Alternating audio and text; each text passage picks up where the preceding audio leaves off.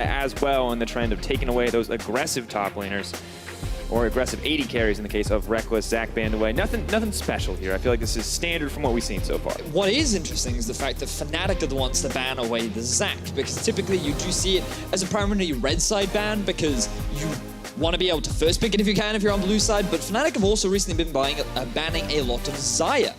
Interestingly, they're going to keep up with that trend, giving Ninjas in Pyjamas a little bit more freedom in terms of what they want to ban away. And the Thresh now taken away from Jesiz. Already 2-0 on this champion, put up a monster performance in the third place match against Misfits. He just wanted to keep the ball rolling so far into the season. And I'd be not interested. And I think it's been interesting to see how Thresh has been rising in terms of pick priority. Not often a character last split that we would have seen as a priority at all. Well, what will be a priority is the Elise. Very big contest right now in the current jungle meta. Elise has kind of fallen off. Graves has fallen by the wayside as well. It's all about the Spider Lady for the time being. But we do have very quick responses from the side of Ninjas in Pyjamas. A lot of confidence in this draft phase. Nico the Pico clearly ready. As the team instantly locks in the Galio, the AShe. Now AShe power in lane. Galio, we can safely say maybe a little too strong right now as far as top laners go, and definitely a safe pick into the vast majority of what top laners can bring to the table. But Fnatic, they've already got the comfort pick and the power in the form of Elise for Broxah. See what else they want to round it out. Everyone got their bingo cards ready for another game of Rekkles. Twitch, do you want to play? What item will he build Frozen Mallet? Is it third? Is it fourth? We don't know. That's the joy. I am very surprised that they would look to pick the Twitch now. I think that it is very difficult to play during the laning phase. Very likely the Ninjas in Pyjamas will go for something like a Zyra to have a lot more laning power. If they don't choose to prioritize it now, that then gives the window for Fnatic to start banning these things away. But given that they've early picked a powerful mid laner for Caps too, they could look to take things away like the Fizz, like the Echo, because Nagne, for those that don't know, was very well known back in the day for playing a lot of these assassin-style champions, especially in the LSPL. He's recently been playing a lot of Kassadin. So I'm interested to see what Fnatic look to try and target to make sure that Caps can have a safe middle lane. Yeah, interesting to see because Fnatic, a lot of strong individual picks here. Comfort for Caps on the Syndra, very strong mid laner. AD carry for Rekkles, something he is known for in the Twitch, Elise to follow. But on the opposite side, Ninja Pyjamas feel like they're building more of a composition than just strong individual picks. You've got the Kha'Zix and the Galio to pair together the Engage from the AShe. And as we enter the second ban phase, it looks like tanks will not be the answer to any potential problems in the top lane. Shen and Gragas both taken off the board. Interestingly enough, Braum banned away. Fnatic does not want to see a wall go up against that spray and pray. So we're now opening up the avenue for sOAZ to go for something a little bit more carry orientated, something like the Kled, maybe the Fiora as well. Both those big top laners that naturally do pretty well into the Galio are free for him to try and prioritize. So perhaps we will see a bit of a return for sOAZ to play that carry style up in the top half of the map and look to try and make a couple of plays. And it's interesting too because sOAZ has been vocal in the past about not preferring to play those tank picks. I mean, many seasons ago, of course, about the Maokai repeatedly played every game. But now it does finally get the opportunity to play carries and may get to do so more consistently, as teams will need to find an answer to this Galio pick. Karma now locked in for the side of NAP. Not clear where it's going to go yet. Could be the mid lane, could be the support position, but either way, I don't feel like there's anything really too crazy here. Even for Fnatic, this doesn't feel like an insane pick. We've seen Twitch and a couple different players. Yeah, no, I think that this is very standard for Fnatic. I think that right now what you could go for is Lulu is still up and available, so you just guarantee a nice bit of protection for the Twitch.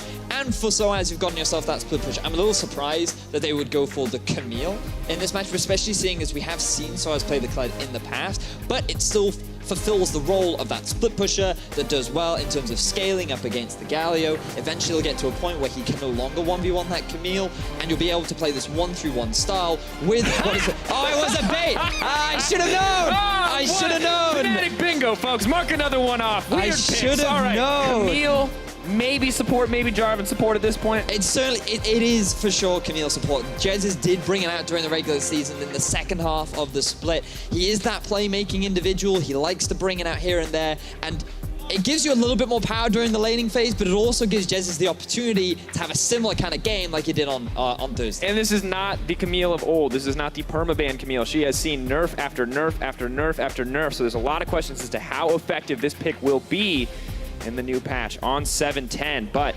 Rumble going to come in for the team on the opposite side. Prophet mixing it up. They're opting to send the Galio into the mid lane. I like this shift coming out. So we've seen this a lot in the LCK, Galio mid lane. Usually you still go for the full tank build. It does nicely into the Syndra because you can match her kind of wave pressure, and you aren't really likely to die to her either. So it just mitigates a lot of what Syndra tries to do in the early game, and it is very conventional for that Korean style of play. So the fact that they have a reliable engage, or fairly reliable engage in the form of the AShe, they have the Galio plus Kha'Zix kind of pseudo follow-up as well. I'm excited to see this big team fight composition the Ninjas have drafted towards these more split push style of Fnatic. See what Fnatic opt to do here. Depending on how you want to show your support, folks, not your fort. All right, Twitter's the place, at LO eSports, hashtag FNC win, hashtag NIP win, depending on where your loyalties lie. Now, two very interesting compositions. I believe the first Galio mid we've seen so far in the hands of Nagne, a player we have so many questions about. Yeah, Nagne. A lot of eyes will be on him. We heard DeFisher say earlier on the desk that he had a lot of question marks surrounding how well he will be able to perform in Europe, and I feel like Caps will be a good test mark for him to see how well he can hold his own here. Well, Febvin was the test for KaZQ, and KaZQ failed. We'll see if Nagne can put up some better results as the new member of the LCS. FNC on the blue side, NIP on the red. Camille in the bot lane. Galio in the mid lane. Everything's mixed up. The funny thing is, like, this isn't even like a non-meta draft. The Galio mid lane? Like, a lot of this stuff is we've seen around the world. Like, it has been brought out. It's just Camille was played a lot by teams like Splice. It was heavily banned away from them during the spring season. But Jesiz did bring it out a few times. During the laning phase, it gives you a surprising amount of all-in power. And especially against the Karma Ashe, sure, you still get pushed in. Once they hit that level 2, level 3 mark, their all-in power is pretty strong. Oh, Soulflare comes out. No hesitation on use of the mantra there. Cap's still going to walk away, just taking a little bit of damage. We'll still have time to back out. No vision placed by NIP either.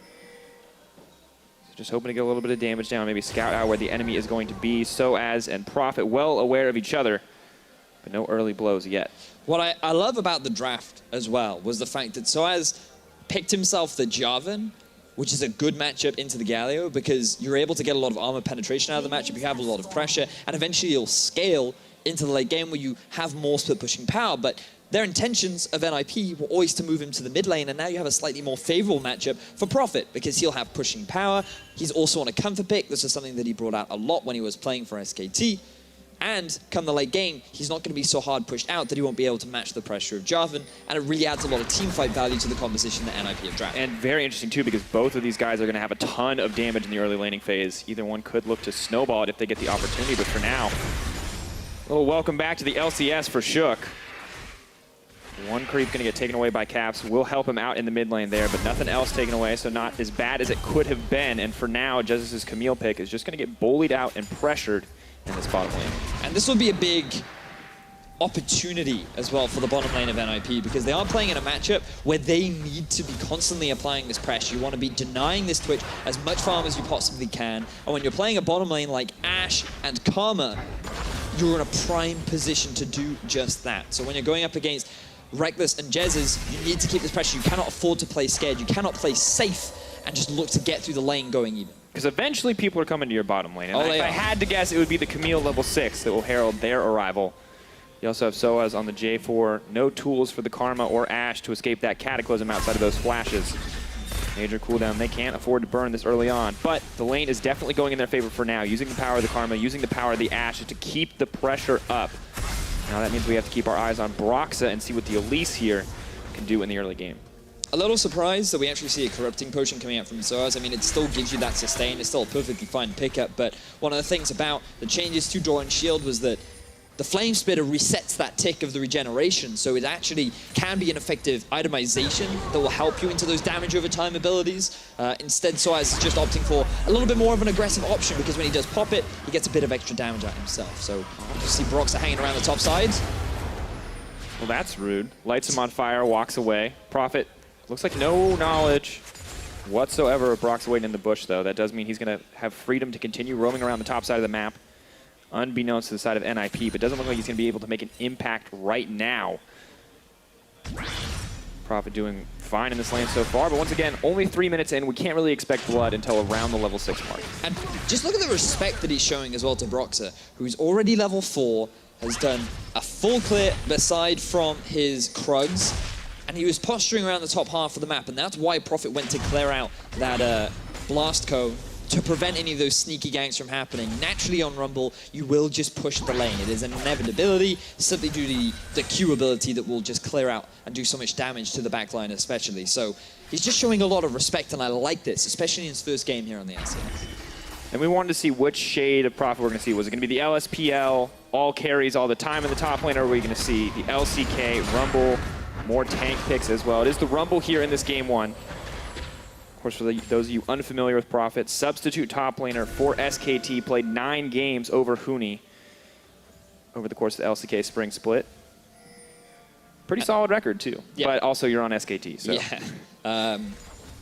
Huni did find his form, and when you have two such talented top laner, or when you have a very talented top laner, it becomes difficult to be able to contest him. Meanwhile, in the middle lane, we do see a gank from Fnatic. Go forward, Scatter the Weak gonna land the stun. Broxah walking in, going in slowly, leaps up to dodge the taunt. Nagne gonna flash out, Shook is waiting. Broxah sees the opponent, they are not gonna pursue. They do, however, get the flash out in the end for nothing on their side. So he does get away with his life, but fortunately for Nagne, he has the teleport available, so he shouldn't lose that much. We'll give him the opportunity to go back to base, so if anything, he's just saying, I was going to leave anyway. And now he will be able to return, but he has to be careful because Broxah and Caps are hanging around. Shook very aggressive here to keep pushing forward, but sees the Caps has no mana. Wants to punish him for sticking around that lane. They push the tower just a little bit further. No way Syndra can safely farm, or rather, reliably last hit without those abilities with Galio pressuring her. Nagne very soon to hit that level 6 mark, so he can start to look for opportunities in the side lanes. If Shook wants to try and maybe gank top or gank the bottom side of the map, he is immediately going to be able to respond, and that is one of the advantages that you have by running this Galio in the mid, aside from the fact that he can also hold his own against Caps. Going forward, Broxah trying to turn the fight around, but there's the damage reduction from the Galio. Grand Entrance going to come in, Spider going to go down, but gets over the wall. sOAZ wants to turn this one around. Good damage coming in. Who's going to be first blood? Shook's still alive. He's running for his life, but that's Fnatic. Bringing it back to the first blood. Now it's Nagne who's in trouble. The equalizer turns, but that's a complete whip from Prophet. Not now how he wanted to start his show on the stage. Fnatic just going to walk away with 1 kill. And such smart play from Broxah, because he sees the ward get dropped by Shook over the other side of the wall, and he then immediately uses that to make his escape. He then flashes away to buy time for sOAZ to join the fray, and that is where things start going in favor of Fnatic. Beautiful early plays that is going to give Fnatic an early gold lead. Fnatic definitely coming out on top there, but I like that we're already seeing aggressive moves coming in from NIP, but Fnatic responding with an aggressive move of their own. sOAZ just going to walk this one down. Where's the Dragon Strike at? We're looking for a flag and drag. It's the Cataclysm. Dragon Strike just to close it out. All too easy. You hear the crowd. They're happy to see sOAZ going off here. Jesiz, though, going to be in trouble. There goes the Soul Flare down. Good damage, but they have to respect Rekkles waiting in the brush, waiting invisible. He's not going to push for more. But Sprattel, man, Sprattel is hungry. So aggressive in this bottom lane. And very quickly, the top half of the map for NIP is starting to fall apart. They lost their jungler, they lost their top laner, and unfortunately for Prophet, sOAZ just got first blood. He went back to base. Born Item immediately TP'd into lane and went aggro. Prophet, he didn't have a chance to go back. But let's have a look at how this play's set up, right? So Shook feeling very confident because he has the support of the Galio.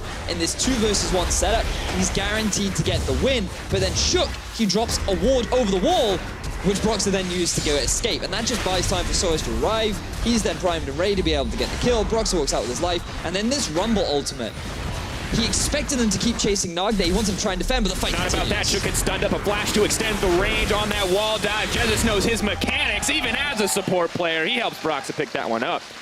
And question marks around Shook. Why are NIP trying to invade when they do not have pressure in mid, when they don't have that same level of pressure on Vedius, I agree, but when we look back at that first play, why did Shook drop that ward, man? Yeah, I mean, I have many questions. I don't think he needed it. One player also famously made that play, the young Neon Tonso.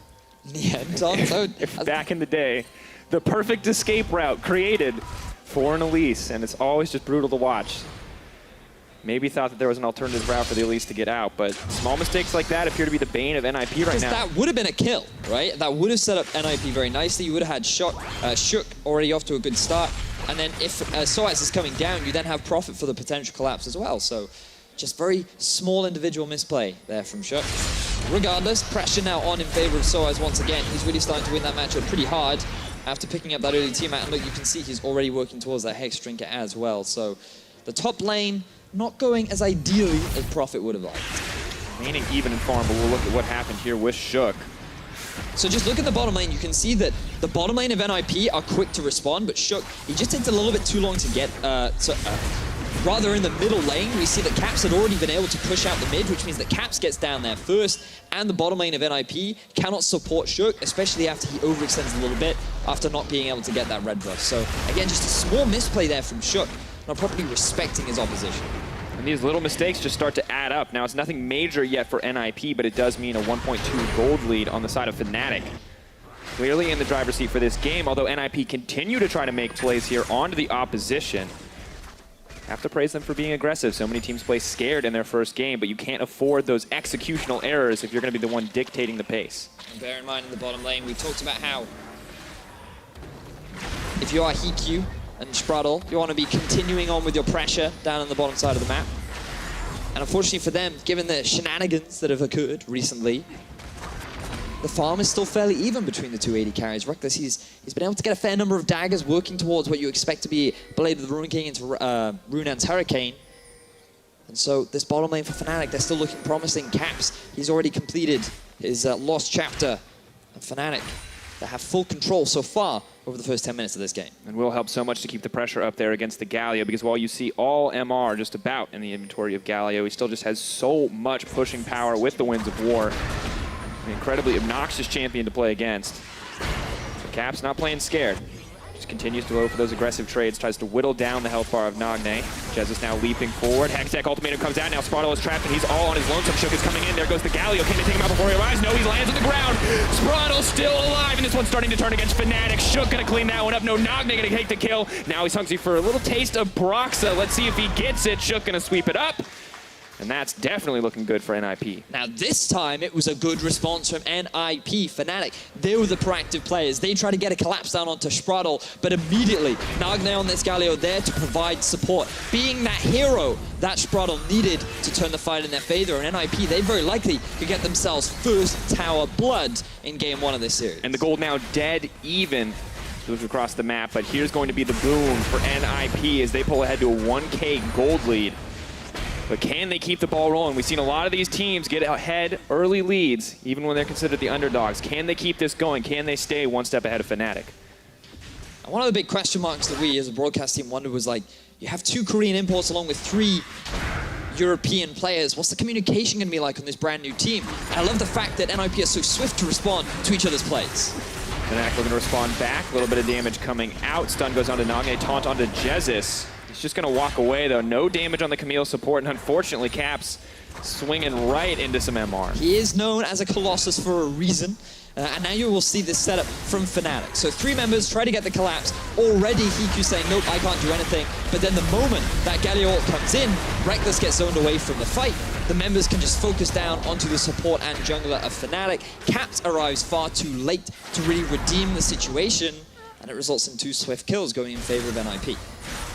Just a brutal spot to be in, too. But Fnatic, they're already striking back. They're already looking to even out the gold here as they pressure out on the bottom side of the map. NIP have a plan of their own, though, setting their sights on the Rift Herald, maybe hoping they can break open the top side of the map. But it's a TP to the bottom lane. Fnatic smell a base race, and they're not afraid to take it. The reason why sOAZ is TPing to the bot side is because they want to get this tower down before NIP are even grouping up on that tower, because they realize that the moment that Rift Herald goes down, it almost guarantees a structure for NIP, so they can trade it by taking 2 down in the bottom, and overall, it'll make things at the very least even in favor of Fnatic. Now pushing, looking to get their second tower in this trade. They look at it now, Fnatic finding a gold lead for themselves, but the Rift Herald's up and available. AShe just continues to push on the top side. HeaQ not dealing a ton of damage here. He's the only member, but Sprattel's going in to back him up, maybe hoping to clear the wave. It's not about PvP right now. It's just about trying to break those towers. Where will the Rift Herald come in first? Very likely mid lane. You want to try and take that down as quickly as you can. You have a minion wave support. Sprattel also on his way down, and Caps, he shouldn't be able to wave clear this on his own. But look at Jesiz and Broxah on the flanks. Rift Herald may be focusing on the turret, but Fnatic are focusing on the champions. Nagne's going to have to flash the Cocoon. Caps doing what he can. Of course, Rift Herald vulnerable to that CC, and the eye easy as ever. Knock that character down. So not even 1 tower going to fall. But Jarvis now heading to the top side. HeaQ, not a whole lot of tools in his kit to deal with it. But he's already backing off, and sOAZ going to give him the respect. I think a control ward was spotted by sOAZ, and he realized, you know what, I'll just take the gold for this rather than overchase for a kill. But I feel like NIP were a little bit too quick on the trigger to use that Rift Herald in the middle lane, because you have to remember that Fnatic, they were still grouped up in the bottom half of the map. They were getting vision on the blue side of NIP's jungle. And so that means that they could move around to the mid lane, have 3 members there, zone the rest of NIP off the tower. And then it results in the Rift Herald very quickly dropping down. So NIP not quite able to take down that mid structure, but still even overall in terms of towers. And of course, only going to get harder to kill this Galio. We can see the itemization coming in for Caps, has the Morello finish, but no magic penetration yet, whereas Nagne, he has finished that adaptive helm. Will make a lot of the trades in lane even easier, and he's going to buy a null magic mantle on top of that. Pretty clear what someone wants to build up against the Syndra, and especially for a Galio. And I very much like the adaptive hell, especially into Syndra, because it does reduce the damage of any of a specific spell by about 15%. So when you get ulted by Syndra, the damage gets heavily reduced, right? It's actually very effective into that matchup in particular. So I like this early itemization. Just gives you a little bit more survivability, and again, mitigates what this Syndra is so well known for. And it's interesting too, because multiple sources of damage from the Syndra ult, right? So getting that 15% negation on all of the balls is pretty huge, or after the first, but now they have to be careful. Nagne is in trouble, is going to get the taunt down, but they're trading aggro perfectly on the side of Fnatic. TP coming in, Nagne under the tower. They can't do anything about it now. Equalizer goes down, Rekkles is in trouble, he flashes out. Tactical sweep to try to keep it going. Jesiz, the long-range arrow comes in from HeaQ, and they're going to get him down. Fnatic are the ones who overstepped. Good snipe there from HeaQ, just as Fnatic were trying to escape. We're identifying how tanky Nagne really is. He just bought so much time for Prophet to arrive. And again, bit of a questionable ultimate. Equalizer really to try and hit as many members as possible rather than to cut off their escape. But still, the damage is done. NIP pick up another kill. For the time being, they're holding their own against Fnatic. Dead even as we check the gold at 16 minutes. Level 11's coming out, and immediately at level 6, the plays start to come in. Going to come even faster now as the ult cooldowns start to get reduced. What is the next move, Vedius? We're still far away from Baron. There's an Ocean Drake on the table. There's still some outer towers left up and available. Where do these teams need to go? Well, for Fnatic, they're still working their way towards that 1-3-1 setup, right? They're not behind, which means they don't have to try and force any big 5 versus 5 fights. They're just working towards those big item spikes. So Twitch very likely wants to get himself the Rune's Hurricane along with that Blade of the Ruin King. Same for the Jarvan. He wants to complete that Black Cleaver and very likely complete a Hydra item as well. But for NIP, they're still buying time themselves, but they want to be able to try and force these fights. So keep an eye on Baron, as Sprattel takes a lot of damage. Ooh, all traded for exhaust. Would have been a kill, but actually, the range on Syndra ult not quite long enough to be free from the exhaust range. Now that does mean Ocean Drake will drop in the meantime, and the pressure just continues to mount mid as Sprattel will be forced back. But no kills coming up on either side.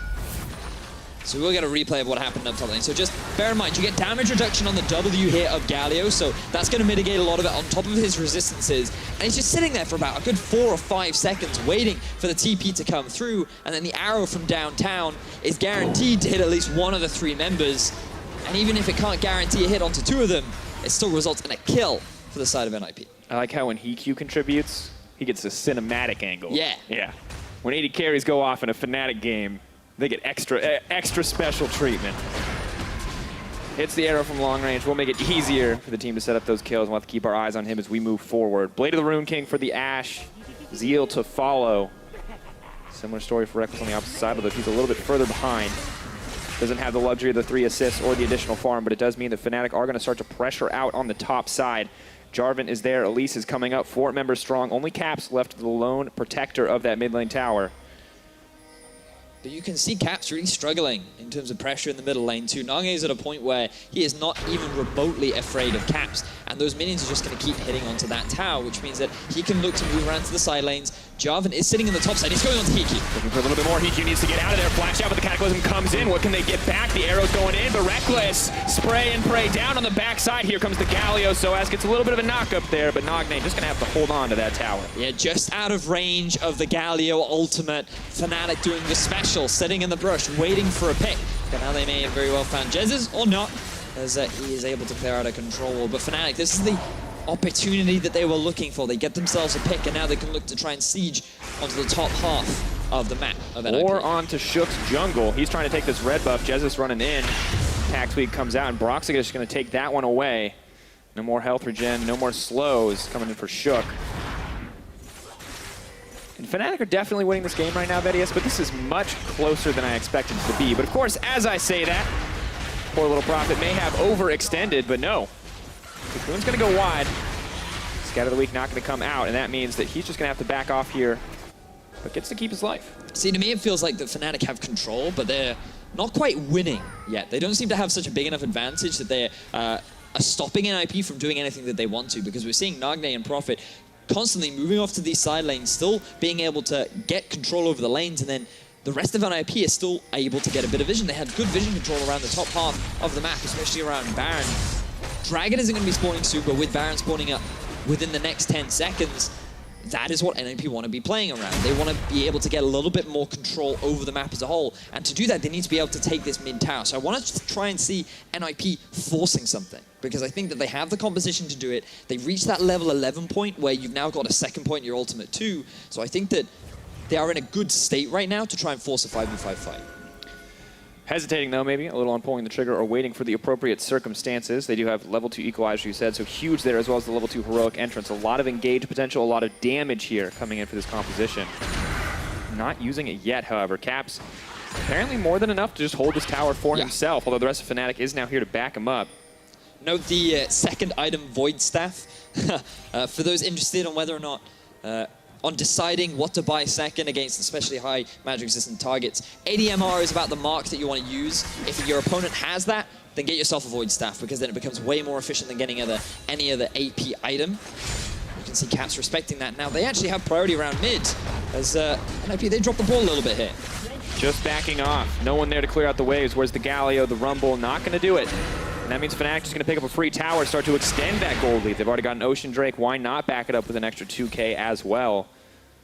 And they're the ones getting the control around Baron. They're the ones with control around the top side of the map. NIP were so aggressive and active in making plays earlier, but it looks like communication's starting to break down at least a little bit. And I like the fact that Fnatic are shifting in terms of their vision, because remember when we look back in their series versus Misfits, the reason why Misfits could so regularly contest that Baron was largely because Fnatic were not putting their vision deep enough. We're not threatening Misfits when they came towards the Baron, but this time round, they've been able to get a little bit more control after taking that mid lane tower, and they want to make sure that NIP cannot use Baron as a point to draw Fnatic into a fight.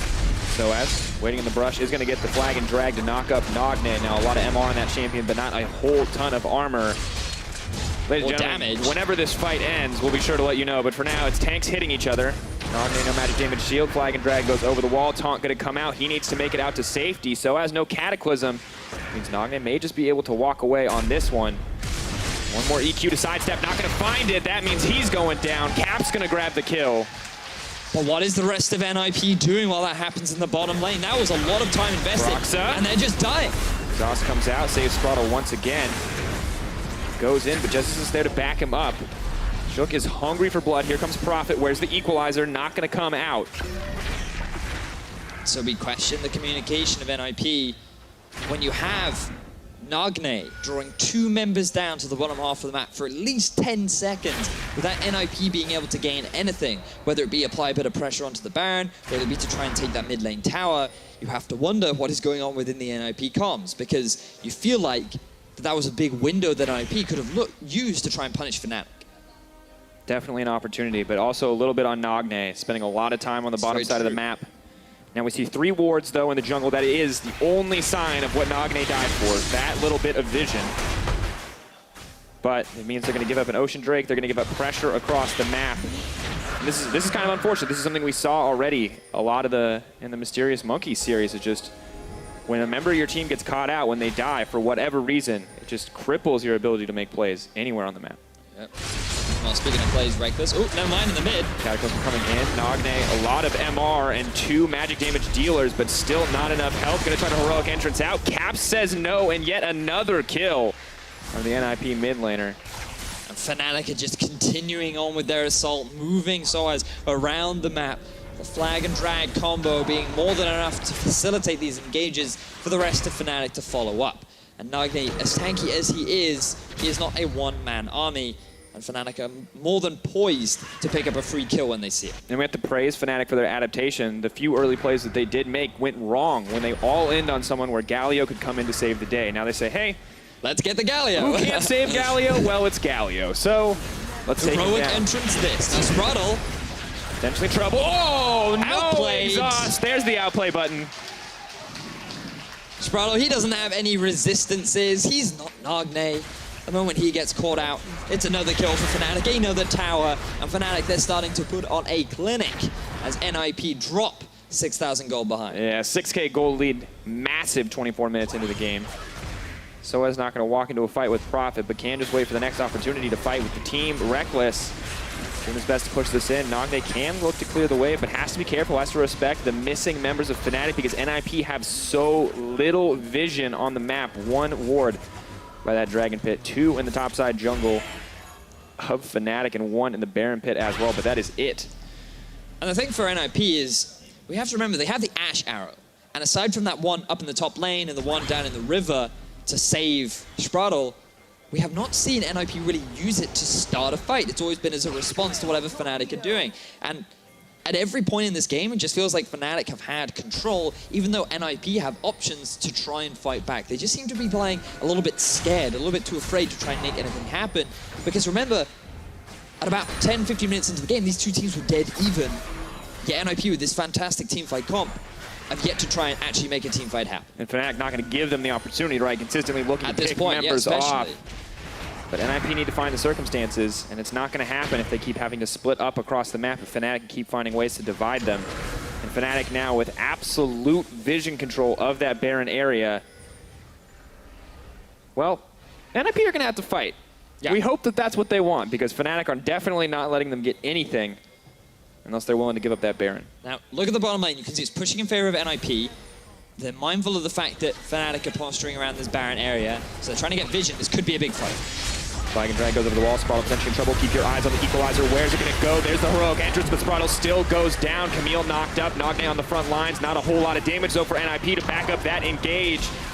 Did his best to save the teammate. It's not going to happen. In goes Jesiz. He interrupts HeaQ. Now comes the Hextech ultimatum. He's trapped in the cage. HeaQ does flash out to safety. In the end, Fnatic still taking control of that fight. And Sprattel was obliterated before NIP could even respond. Caps. Almost the double. But the job has been done. Fnatic have forced NIP back. They got themselves a kill, but they're going to take it safe. They do not want to just rush towards the Baron, especially with a TP still available on Profit. And Caps, that was so close to the double kill. He thought he was going to get his cake, or have his cake and eat it too. He's like, all right, I'm going to ult this guy, and then I'll probably scatter the weak on this guy, and they'll both die. Did not work, unfortunately, but does bully both of them out. But look, you can see here Fnatic, they're just like, this is an adaptation from their series of misses. This time they are punishing NIP as they tried to clear out the vision.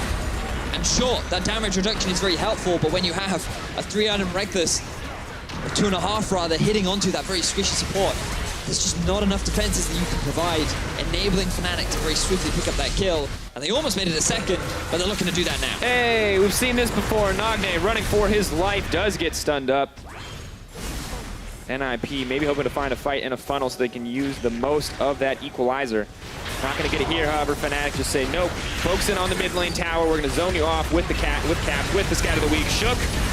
Skill button comes in, not quite enough to take him down. However, Caps burning on the side. There's the arrow onto Jesiz. Maybe they're going to look for a little bit more. HeaQ has finally joined the party. Nagne is here as well. Redemption comes in for a bit of heal on the team. Taunt goes in, but it's sOAZ onto the back line.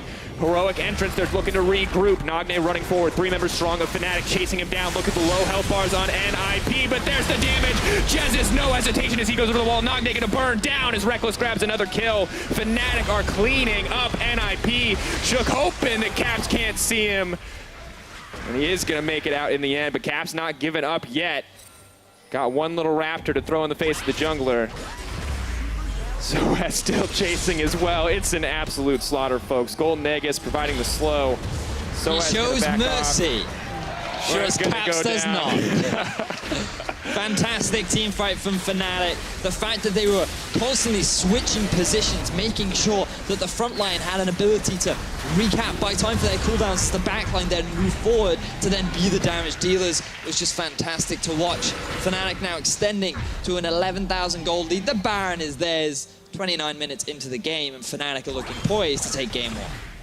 I think it's pretty safely in their hands at this point. NIP are going to need to make a miraculous play or wait for a interesting fumble on the side of Fnatic. Can they pull something from their pajamas? We'll see. But regardless, what you see is Caps just standing there, being the zoning tool purely with his ultimate. Jesiz soaking up so much of the damage, being surprisingly tanky, thanks to the passive shield that you get on the new Targons. And then Nagne, even though he TP's in, he's not a slight threat at all, right? So sOAZ, he's free to come back. He sees the back line. He has nothing to be afraid of, and so he's just like, I will kill you. And then just watch. Jesiz, rather, he gets very low, he then moves back, Broxah moves forwards, he then gets a little bit low, so he backs, and then sOAZ comes in from behind. So you have this constant swap back and forth from Fnatic, playing these fights exceptionally well, guaranteeing that they don't lose any members for the maximum number of kills. And here's this point in the game where it is so difficult to do anything as NIP. Not enough damage from the Galio. Rumble not tanky enough to go face-to-face, and even Kha'Zix jumps in. He gets right into the face of the enemy team, but NIP, they take a page from Fnatic's book. Jesiz, Hextech ultimatum to dodge the knockup. That's a clean play. He's just buying a bit of time, though, and he is going to get taken down. Prophet burning on the backside, but the equalizer comes down. Nice Zonias. Stop the unleashed power, but NIP, they're still chasing. Caps wants to turn this back in the team's favor. sOAZ coming in. There's the flag and drag. Exhaust immediately onto him. Cataclysm to lock it up, but it's only going to be Nagne. Out comes the Redemption. Going to look for a little bit of healing. Caps tanks the Soul Flare, but it's not enough. Rekkles does take down Nagne in the end. Fnatic just destroying NIP on the turnaround. And you'd think that NIP, they'd buy a little bit more time. Being able to get 2 kills is fantastic for you this late into the game because maybe you can stall. But then sOAZ joins the fight. He's ready to turn it around, but I don't think NIP are done yet. Desperation, Shook moving forward. Bye-bye, Sprattel. That's not the play that you wanted. sOAZ is fearless. He'll look for the 3v1, but Caps and Rekkles are there to back him up. Spray and pray now off cooldown. I think we can safely say goodbye to the hopes of NIP here in game 1 as he's just going to look to rip Shook apart. Not going to find the kill, but will settle for the inhibitor. Big objective picked up for Fnatic. They don't lose very much after NIP forced an engagement. They get themselves 2 kills. Things are looking slightly brighter for NIP, but then Fnatic, they're able to turn it around. They're going to get another tower as well. 4-0-6 sOAZ. This man has been playing fantastically as he returns for the Summer Split. Nagne, Prophet, big question marks. We wanted to see what they could do this game. Well, right now they are being crushed by their counterparts. Shook. I don't know what he's hoping for here, folks. He's going to keep running after this. Maybe just looking for a desperation play, holding on to hope in this game, but he does get stunned up. Decent damage comes in. Hextech ultimatum ensures that he is trapped in the team, but there is Caps, there is the damage dealer, and that is the death for Shook. He's dead. Questionable. He's very dead. Very dead. Shook has not had the best game, giving that escape over to Broxah, going for the early invade, lost a lot of early pressure in favor of NIP, which Fnatic were very swift to capitalize on. But the key difference I feel that we're seeing is NIP never really tried to force anything. They never tried to make anything happen to either get ahead in the game or get back into the game, aside from that sneaky brush play down in the bottom lane. Whereas Fnatic, they've always been proactive. I love the way in which, like, we saw that the sneak in from sOAZ up in the top lane. We've seen plays coming down the bottom side with Jesiz trying to hook in. I feel like the fact that Fnatic have constantly been proactive is the key difference between these two teams. And every play may not have worked out, but they're constantly trying something. They're trying to get something on the map at any given point. And really, it just feels like NIP don't quite know how to respond to such an aggressive playstyle coming in from Fnatic. Of course, sOAZ just continues to pressure in. We saw the damage graph earlier. Jarvan out-damaging a Rumble. Nearly unheard of, and definitely showcasing a very good game for sOAZ. Oh, fantastic. He's even got himself the GA, and now the second Even got himself the laugh span. Oh, Broxah going to be stunned up. Equalizer does come down. That's a nice one into the backline. It zones out Caps and Rekkles, but is it enough? sOAZ is simply too tanky. Can they burn through him? Redemption's going to come in, but not enough healing. Yes, it is. Guardian Angel available as well. Flag and drag out to safety. Jesiz. Hookshot wall dive over. NIP burn everything, but get absolutely nothing. But sOAZ, he can just go back to base, TP in.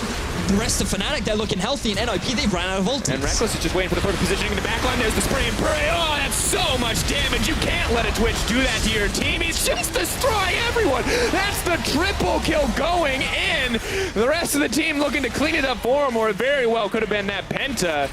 They're going to keep going. Goodbye to HeaQ, and that's going to be win 1 for Fnatic in this best-of-3 series.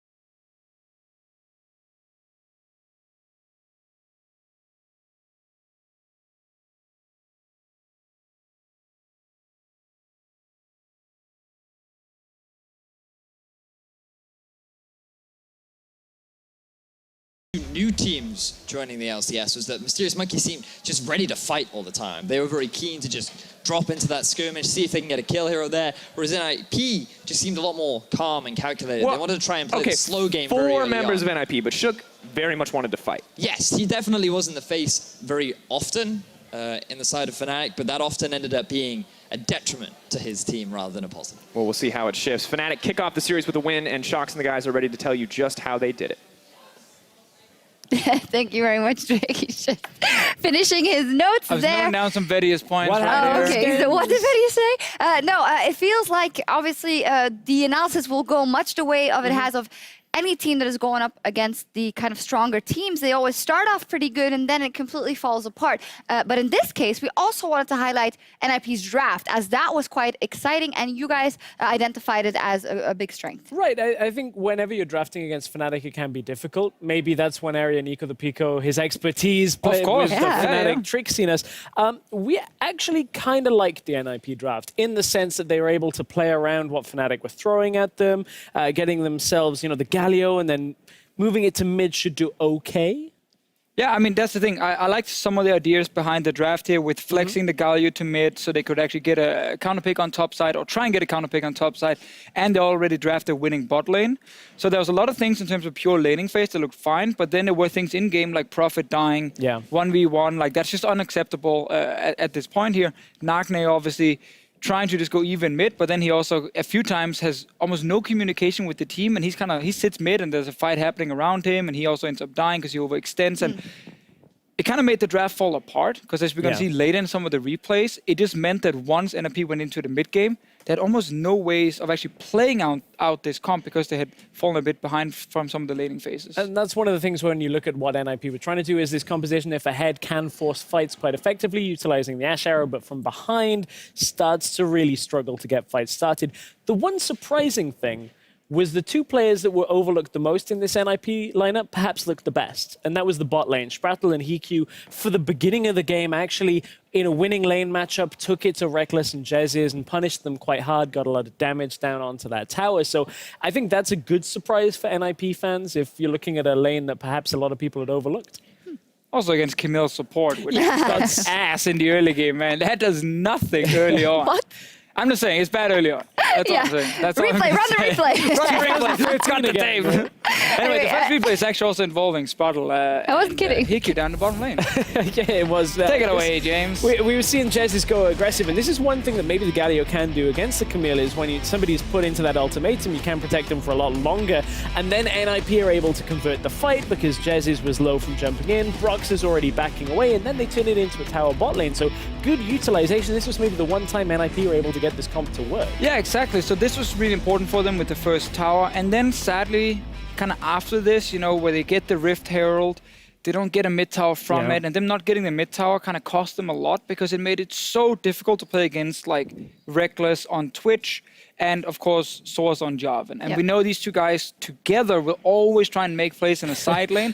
If you don't have the mid tower down, you don't get any deep vision. And you don't actually really get to spot them when they are roaming around, other than, if they walk into the river, which they so rarely will do. So the next replay highlights the most classic Fnatic play at the moment that will happen in almost every single game. It's actually the wrong replay. Yes, I knew this was coming because it's, Well, let's run this replay of Jesiz dying top lane, which is definitely not the Fnatic play, but this is a classic Fnatic play. I'll try to talk about the actual Fnatic play, which involves sOAZ.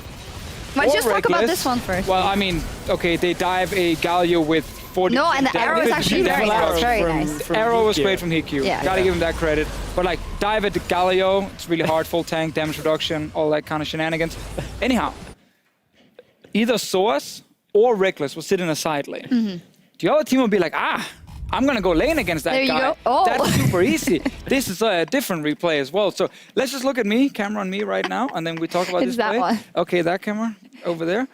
Basically, when you think you can actually go and fight Rekkles or sOAZ on his own, they're never on their own. It's every single game. Then this other guy will pop out on a Twitch or the Jarvan taking a brush, and NIP, because they had no vision, fell right into the same trap as we've always seen. It actually put them really far behind, and they couldn't do anything with their comp. Prophet tried to do it. Nagne tried to do it at one point, going aggressive on sOAZ, and then didn't quite realize that the Jarvan can very easily 1v1 the Galio down, and unfortunately a lot of these things pulled the game in Fnatic's favor more and more and more, and they set up Baron, and you can't really do too much once Fnatic have that Baron and they're so far ahead. We spoke about it enough. We're not going to take a look at the replay just, to punish you because you didn't want to analyze the one that we did have lined up for you. What do you get paid for? Oh, no, they are going to play it. No, this is the one before the Baron. Else. So this is where Fnatic actually are going aggressive, and you can see that NIP get chunked down so heavily and they can't get their comp to work for them. Caps was a monster this game. Yeah, when absolutely. You look at it, the amount of damage he put out, the stuns that land, and you can see this is just Fnatic, as Vedius was talking about, very comfortably balancing who's in the front line all the way through the fight. And also, again, the reason NIP can't make their comp work is their comp is very defensive. Yep. Like, it's a lot of, we try and kite back. The hard engage on their comp is basically an AShe arrow against a cleansed Syndra, so it's really hard to force something against, like, Caps very specifically. It's hard for AShe to kind of move forward in a fight as well, and there's no one really engaging other than her. So when the fight breaks out and you're already behind, you get a bit of damage, and one guy from Fnatic can just step out of the fight, and no one can actually follow him and kill him. So they keep being able to bounce in and out, and NIP just can't kill the right target. Right, and Fnatic just plays that out wonderfully. Again, they're now on a 3-game winning streak, and honestly, all the 3 games we've seen have looked very, very convincing. So we're going to have to see if that continues in the next game, and if the Ninjas in Pyjamas can strike back after that loss. Game 2 is coming up right after this. We'll get the replay for PGL. It's okay.